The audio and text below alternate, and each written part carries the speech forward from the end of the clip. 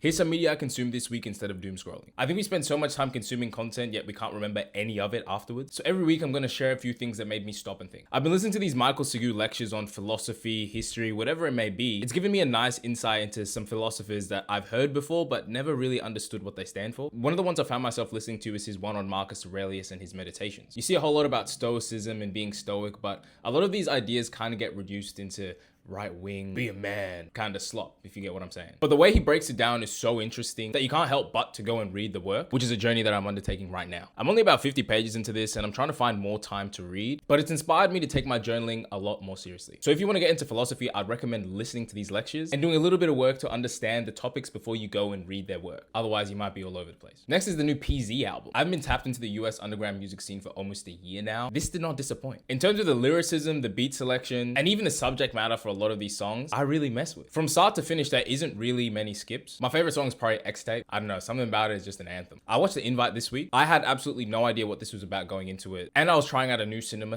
Nova in Carlton. This movie was incredible. I haven't had an experience like that in the cinemas ever, probably. This movie had the whole theater dying of laughter. And if you're a person that watches Maths or Love Island and you like the drama in that, this movie is an entire season of that in an hour and 40 minutes of dialogue. It's all set in one location. It's a drama comedy. Olivia Wilde's probably going to get an Oscar nomination for that performance. If you have a date or a friend that you want to have a laugh with, go see this movie. And lastly is Through Education. They've been back dropping more consistent videos. They dropped a 2-hour video on the history of Supreme. Honestly, this is a gem of an account if you want to get into fashion history. One of the ones that I watched recently is the one on Yves Saint Laurent. I've really wanted to get a pair of YSL Wyatt boots, or any one of their boots for that matter, and getting a little bit more insight into who Yves Saint Laurent was and what the brand was like at its peak is pretty interesting. If there's anything that you want me to check out or a conversation that you want to have on these a little bit further, comment it down below or send me a DM. I'll see you guys next week.